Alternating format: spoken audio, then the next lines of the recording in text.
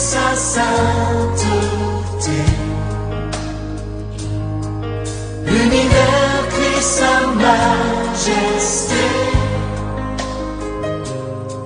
Chantons gloire et puissance, force et louange à l'agneau immolé. Bonsoir frères et sœurs. Merci pour votre présence cet après-midi à notre émission hebdomadaire L'ère du miracle. Nous rendons grâce à Dieu pour cette nouvelle semaine et pour les bénédictions particulières que Dieu a prévu nous accorder tout au long de la semaine. Nous allons prier pour lui présenter l'enseignement qu'il a prévu nous communiquer ce matin. Seigneur, nous te bénissons au nom puissant de Christ Jésus. Seigneur, nous te louons et nous te rendons toute la gloire. Nous te rendons tout l'honneur. Nous te rendons toute la puissance, toute la richesse, la sagesse, la force. Merci Seigneur pour le sang de Jésus que tu nous révèles. Tu es en train de manifester sa puissance.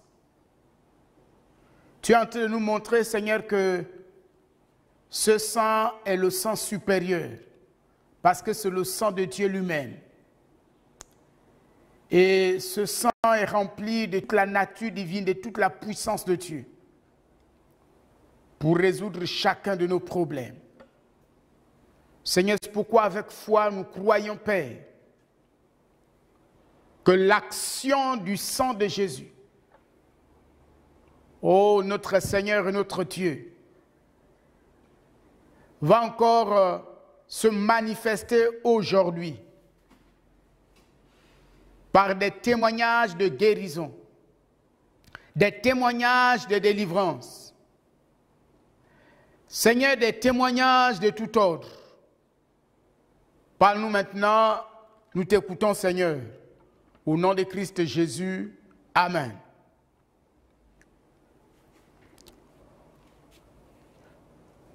Cet après-midi, nous allons poursuivre avec l'étude de notre thème, la puissance cachée du sang de Jésus. La puissance cachée du sang de Jésus.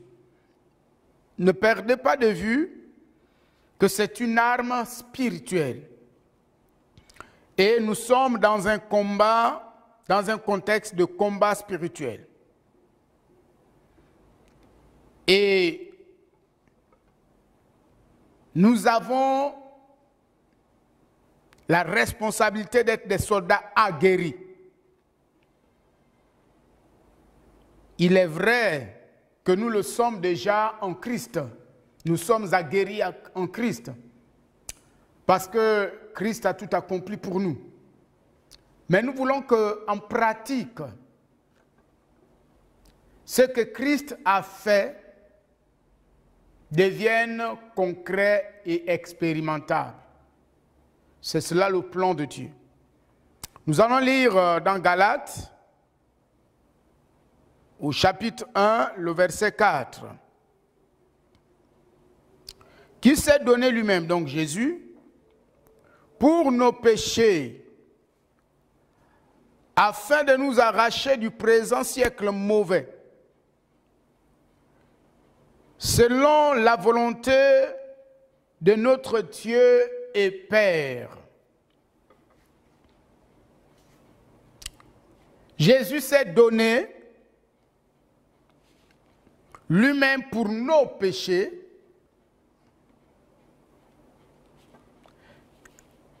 pour nous arracher du présent siècle mauvais, selon la volonté de notre Dieu et Père. Ce passage, il est extrêmement fort, parce qu'il nous révèle la puissance de l'amour. C'est que l'amour a la capacité de faire. L'amour est une puissance et l'amour est violent. Nous voyons combien de fois ici la violence de l'amour. Et cette violence de l'amour a amené Dieu à être lui-même le prix de ta délivrance. Et la puissance du même amour l'a amené à t'arracher des prisons. Parce que Dieu ne pouvait pas supporter ton absence. Oh Seigneur. Il a tellement faim et soif de ta présence.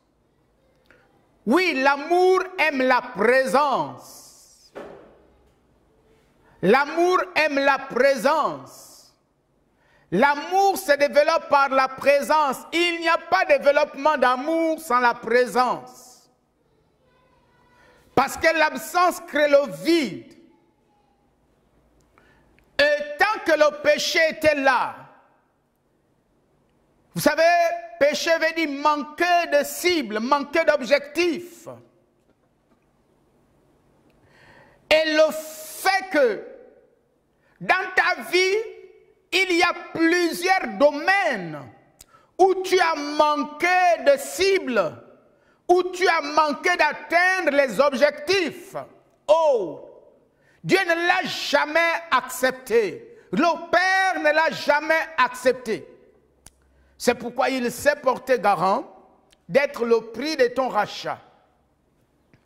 Et mu par l'amour, il t'a arraché pour t'avoir à côté de lui. C'est la force, la puissance de l'amour.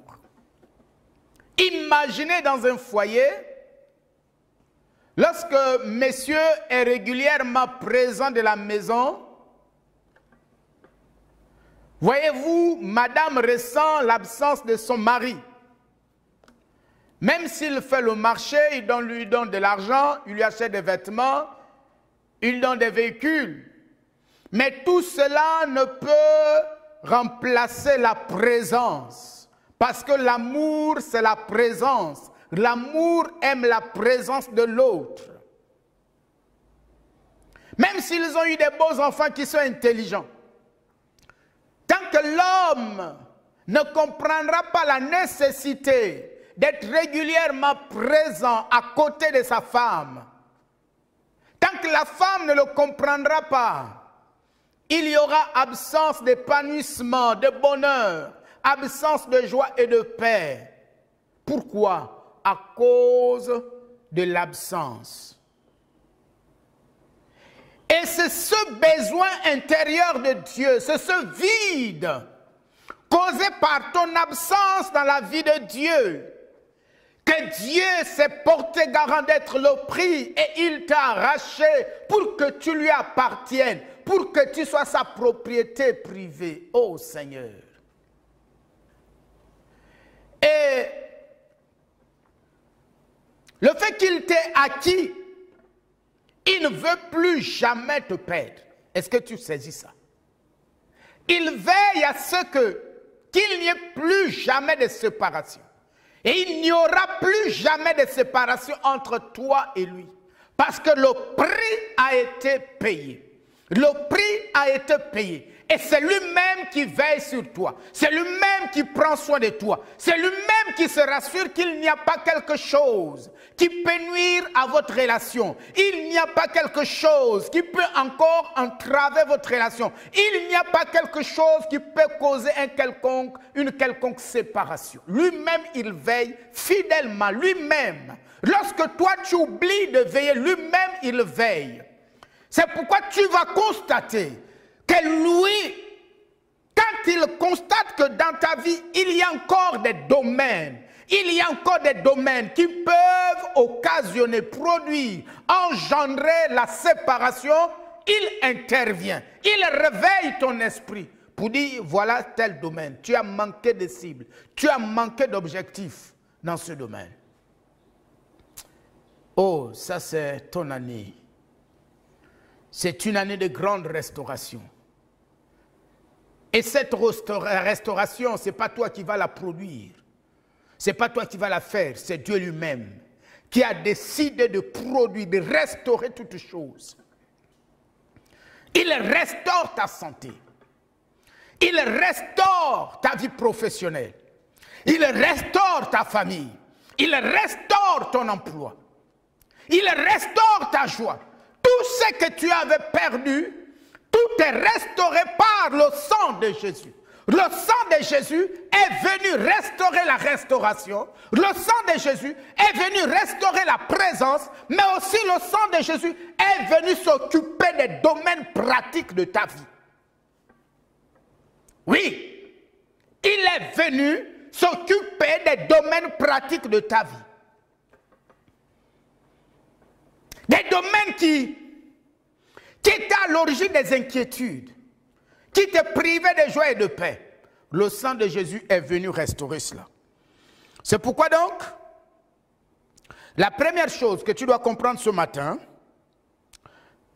comme premier point, c'est que le sang de Jésus donne la vie. Le sang donne la vie. Pourquoi il donne la vie? Car il peut atteindre toutes les parties du corps.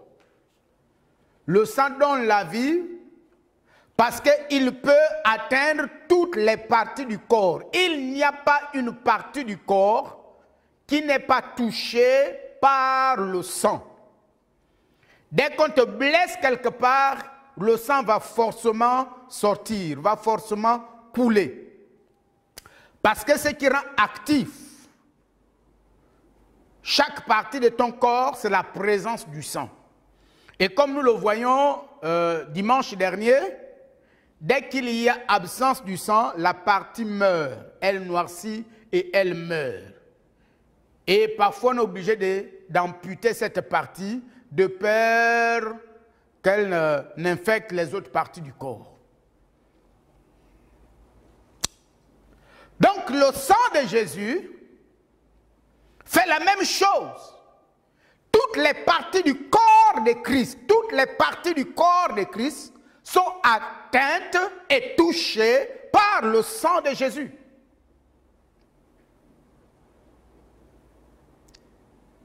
Toutes les parties du corps. Ce qui réunit, ce qui relie le corps humain, c'est le sang. L'élément commun, le dénominateur commun de toutes les parties du corps, c'est le sang. De même aussi, ce qui unifie le peuple de Dieu, ce qui unifie le peuple de Dieu, ce qui réunit le peuple de Dieu, c'est le sang. Le sang de Jésus. C'est le sang de l'unité. C'est le sang qui brise les liens de la division, les liens de la séparation, les liens de la haine, les liens de la jalousie. Pourquoi? Parce que le sang est un instrument d'unité, d'unification, de réunion, de réconciliation. Là où le sang de Jésus se manifeste, là où le sang de Jésus agit, il n'y a pas de division. Il n'y a pas de séparation. Non, il y a unification. C'est pourquoi vous voyez dans une église, vous allez voir le pauvre, le riche va s'asseoir. L'intellectuel et l'inculte, ils vont s'asseoir ensemble. Ils vont manger ensemble, ils vont boire ensemble. Ils vont s'accorder la même considération. Ils vont se regarder avec le même regard, empreint d'amour, empreint d'humilité, empreint de considération. Pourquoi? C'est l'œuvre de la puissance du sang de Jésus. Et le seul endroit où nous voyons cette réelle unité, c'est l'Église.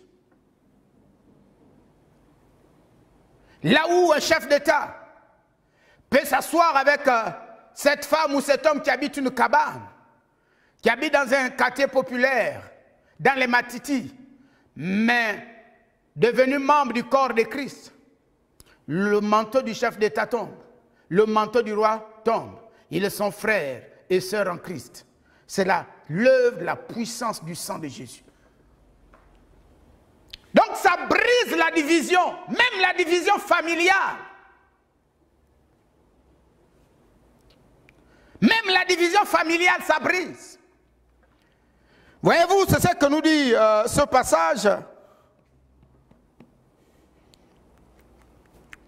d'Apocalypse. C'est une belle image. Cette image d'Apocalypse,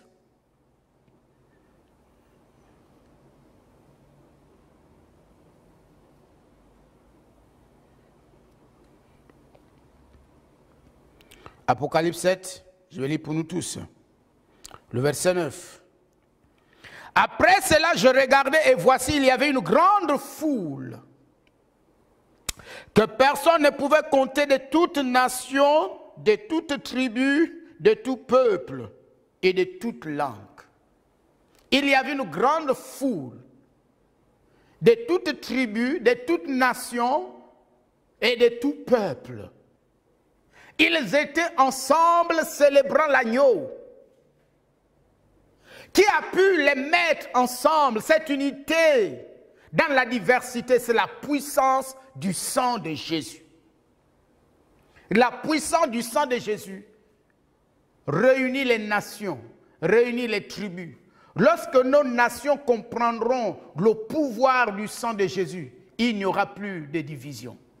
Nous vivrons la véritable paix. Lorsque dans une famille, nous allons réaliser la puissance du sang de Jésus, cette famille va réaliser de grandes choses parce qu'elle sera caractérisée par l'unité. Lorsqu'un peuple, un pays comme le nôtre comprendra le mystère, la puissance du sang de Jésus, dans les administrations, il n'y aura que la joie et la paix. Dans les entreprises, le chiffre d'affaires va augmenter parce que les ouvriers ne regarderont plus leurs patrons comme des adversaires potentiels, bien au contraire. Ils vont tous s'unir autour de l'objectif et réaliser un grand chiffre d'affaires à cause de la puissance de l'unité, engendrée par la puissance du sang de Jésus.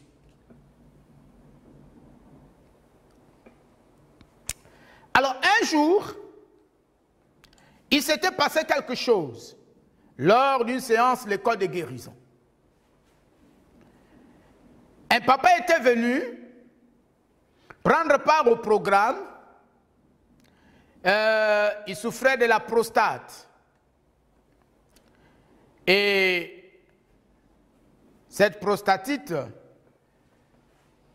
il a présenté au Seigneur, et ce qui est extraordinaire, après cette semaine d'école de guérison, le Saint-Esprit l'avait totalement guéri. Il est retourné chez lui, urinant normalement, et la prostate était totalement guérie. Mais il va se trouver, il va vivre une expérience par rapport à la puissance du sang de Jésus. Je vous dis que le sang de Jésus est extrêmement puissant. Dieu a mis ce remède entre les mains de chaque enfant de Dieu. Chaque enfant de Dieu a entre ses mains ce remède redoutable, devant lequel aucune force ne peut ou ne peut résister, aucune force ne peut tenir. Mais malheureusement, aucun enfant, la plupart des enfants de Dieu sont ignorants. Je ne dirais pas aucun, mais la plupart, beaucoup sont ignorants de ce que Dieu a déposé entre leurs mains, une puissance redoutable. Elle est plus puissante qu'une bombe atomique. Toutes les bombes du monde réunies ne peuvent pas équivaloir la puissance du sang de Jésus. Toutes les bombes de la terre réunies, toute l'armure, l'artillerie réunie ne peuvent rien contre la puissance du sang de Jésus. Alors donc ce monsieur avait perdu sa fille. Sa fille est morte. Et lors de la mort de sa fille, il y a eu vraiment des problèmes. La famille s'est littéralement divisée. son épouse et les enfants se sont mis d'un même côté. Ils ont dit au frère, pour la femme, elle a dit à son mari, tu as tué ma fille. Et les enfants aussi se sont mis du côté de leur mère pour dire, papa, c'est toi qui as tué notre sœur. Et c'était tellement violent que le monsieur avait pris donc la résolution de ne plus communiquer avec ses enfants et avec cette femme. Parce qu'il n'avait pas accepté que ses enfants et son épouse l'accusent du décès de leur fille. Et pendant que nous étions là donc, lors de cette séance, l'école de guérison, où nous parlions de la puissance du sang de Jésus, de la puissance du nom de Jésus, le Saint-Esprit va se révéler à cet homme. La nuit, il va donc faire un rêve. Au cours de ce rêve, il prenait part à une grande réunion dans laquelle se trouvaient ses enfants. Effectivement, le matin, quand il se réveille le matin, c'est l'un de ses enfants qui l'appelle. Il dit, papa, nous sommes en Toum, nous voulons te voir. Il s'est déplacé, ça faisait 13 ans. Pendant 13 ans, il n'y avait plus jamais eu de communication entre ce monsieur et sa femme et ses enfants. Pendant 13 ans, les relations étaient brisées, étaient littéralement coupées. Il était dans son coin, les enfants aussi étaient de leur côté. Mais puisque le soir, il avait invoqué la puissance du nom de Jésus, la puissance du sang de Jésus, quelque chose va se passer dans le monde spirituel. Qu'est-ce qui va se passer dans le monde spirituel? La puissance de la division va être vaincue, détruite par la puissance du sang de Jésus. La puissance de la haine, la puissance de la rancune, de la rancœur va être détruite par la puissance du sang de Jésus. La puissance de l'amertume va être détruite par la puissance du sang de Jésus. Donc quand le monsieur va en Toum, c'est une ville du Gabon, juste à côté de Libreville, quand le monsieur sera en Toum, il va donc trouver ses enfants. Tous les enfants étaient là, réunis. Il était surpris, parce qu'il n'avait jamais convoqué de réunion, ou il n'était pas au courant qu'une réunion se tient. Et le plus grand a donc pris la parole. Il a dit, papa, nous t'avons appelé parce qu'il y a 13 ans, nous avons eu des problèmes lors du décès de notre sœur. Et nous t'avions accusé d'être le meurtrier. Depuis ce jour, tu es parti, jusqu'à aujourd'hui, nous n'avons plus jamais eu de contact avec toi. Alors, nous nous sommes concertés et nous t'avons appelé pour te demander pardon, pour nous réconcilier avec toi. Pour dire, papa, nous reconnaissons que nous t'avons fait du tort, nous avons péché contre toi.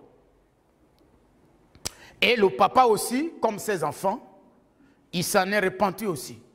Il a demandé pardon à ses enfants, ils se sont embrassés et c'était extraordinaire. Le soir, quand il est venu à la réunion, il nous a rendu témoignage. Oui, le sang de Jésus, c'est le sang de l'unité. C'est le sang unificateur. C'est le sang qui brise la division et qui réconcilie. Et je déclare au nom puissant de Jésus, s'il y avait au sein de ta famille une division, mais par la puissance du sang de Jésus, au nom puissant de Christ Jésus, la division familiale est brisée. La division dans le foyer est brisée. Si, avec des amis, depuis un moment, il y avait un ami ou une amie avec qui vous vous attendiez très bien, mais à cause d'une incompréhension, à cause d'une situation qui est arrivée entre vous deux, vous ne vous nommez plus aujourd'hui, chacun de son côté, ou même quand vous vous nommez, vous n'êtes plus vrai. Je déclare au nom puissant de Christ Jésus que la puissance du sang de Jésus vous réconcilie. Alors la deuxième chose, c'est que le sang de Jésus ressuscite les morts. Galates 1:1. Le sang de Jésus ressuscite les morts.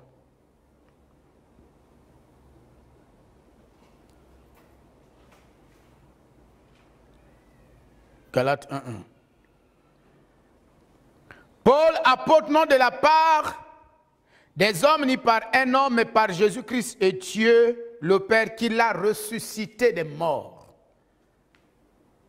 Dieu, le Père, a ressuscité Jésus des morts. Ça veut dire que quand Jésus est mort, il s'est retrouvé parmi d'autres morts. Mais quelque chose s'est passé dans la tombe de Jésus. Parmi ces morts, il va y avoir un autre mort, donc Jésus, qui va vivre une expérience jamais vécue sur la terre. C'est qu'il va revenir, Jésus va revenir à la vie. Et c'est Dieu le Père, l'Esprit de Dieu, c'est-à-dire l'Esprit du sang.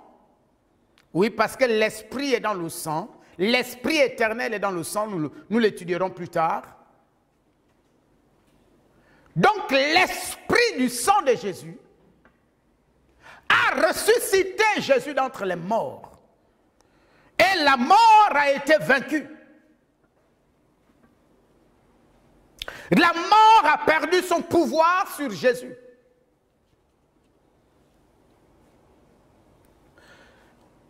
Et nous le trouvons également dans Romains.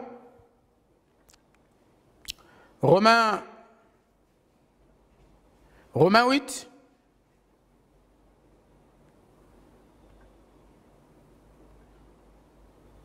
Romains 8, au verset 11. Et si l'esprit de celui qui a ressuscité Jésus d'entre les morts, l'esprit qui a ressuscité Jésus d'entre les morts, habite en vous. Celui qui a ressuscité Christ d'entre les morts rendra aussi la vie à vos corps mortels par son esprit qui habite en vous. Paul nous dit que le même esprit qui a ramené Jésus à la vie, qui a vaincu la mort dans la vie de Jésus, le même esprit habite en toi. Il n'a pas dit qu'il habitera en toi, il habite en toi. Et Paul nous donne le but pour lequel il habite en toi. Il dit c'est pour rendre la vie à ton corps mortel. C'est ce qu'il dit ici.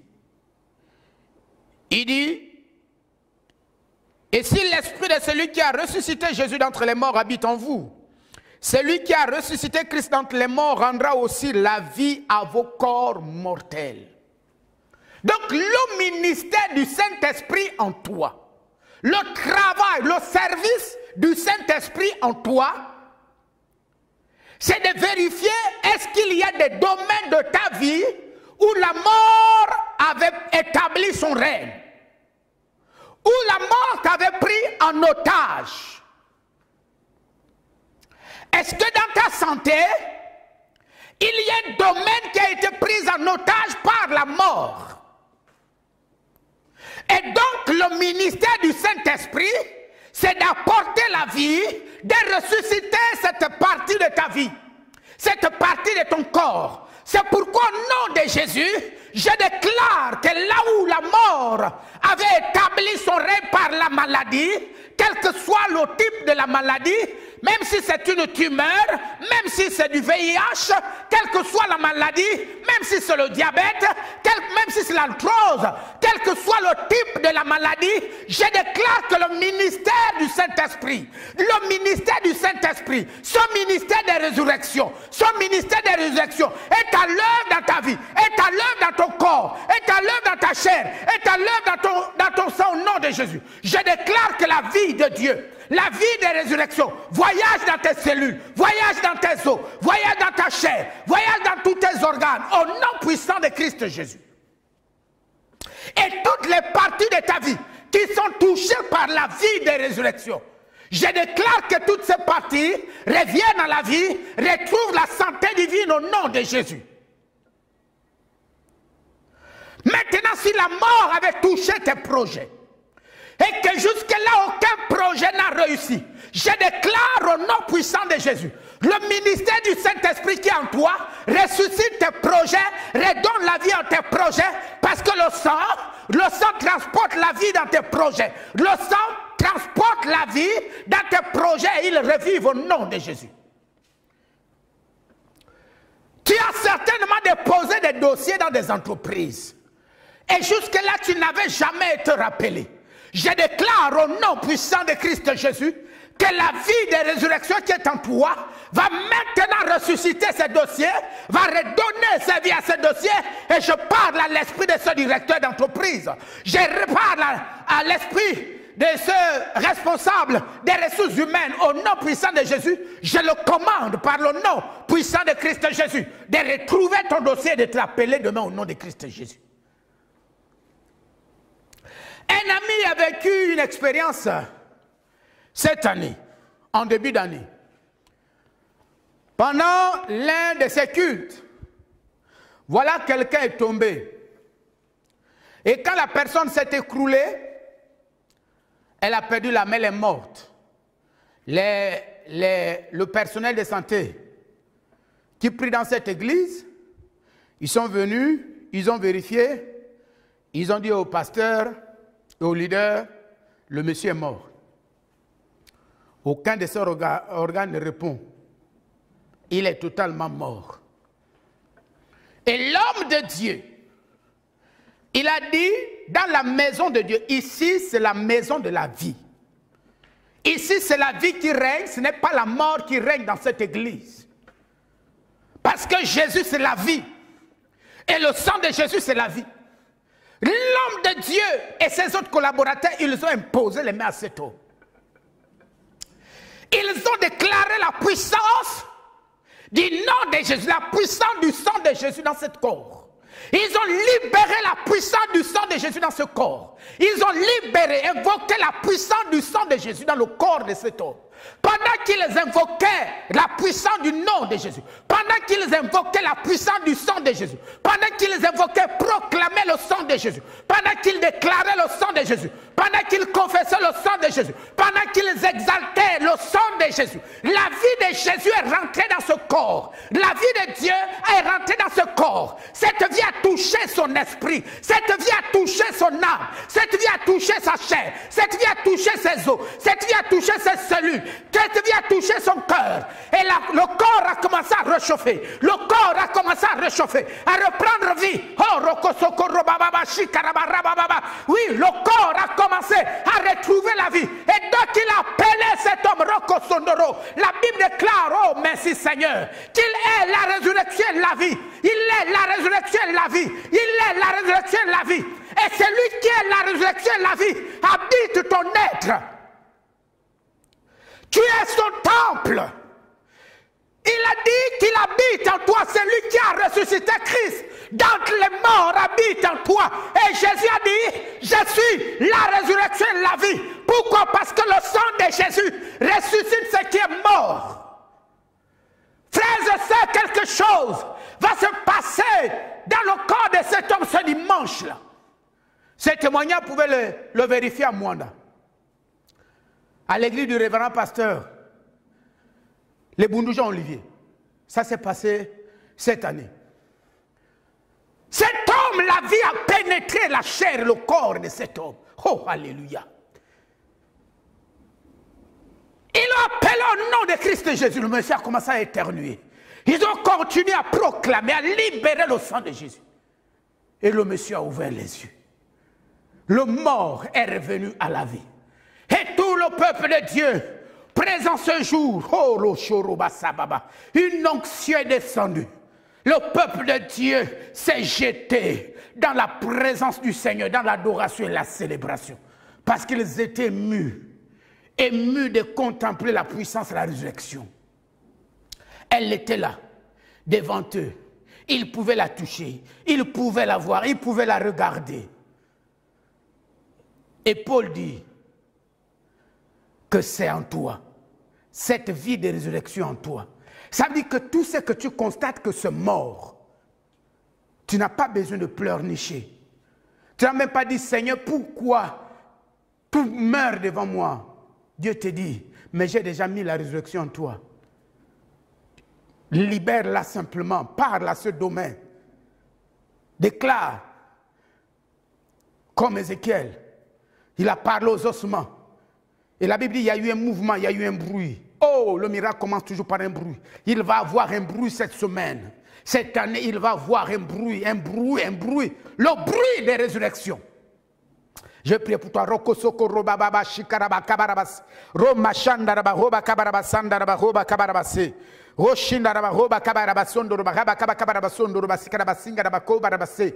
Roba shandaraba roba kabarabasondo roba yabarabasakra basoko roba kabarabase. Roba rabaraba shabaraba randaraba roko soko roba rindaraba raba kababa randaraba raba kabarabasandara roba kabarabasondo roba kabarabas. Rindaraba roba kabarabasondo roba yabaraba kabarabas. Rindaraba roba kabarabasondo roba yabaraba soko roba kabarabase. Likoroba sikra roba kabarabase. Rikarabasondo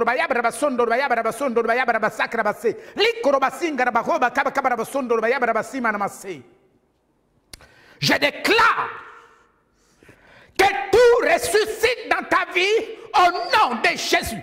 Reçois la vie des résurrections. Reçois la vie des résurrections. Tu la reçois au nom de Christ Jésus. Maintenant, pour toi qui ne connaissais pas Christ, maintenant, tu peux prier avec moi. Seigneur, merci pour ta mort sur la croix. Je te reçois comme mon Seigneur et mon Sauveur personnel. Prends la direction de ma vie, Seigneur, au nom de Christ Jésus. Amen. Merci beaucoup. À nous revoir dimanche. Soyez bénis.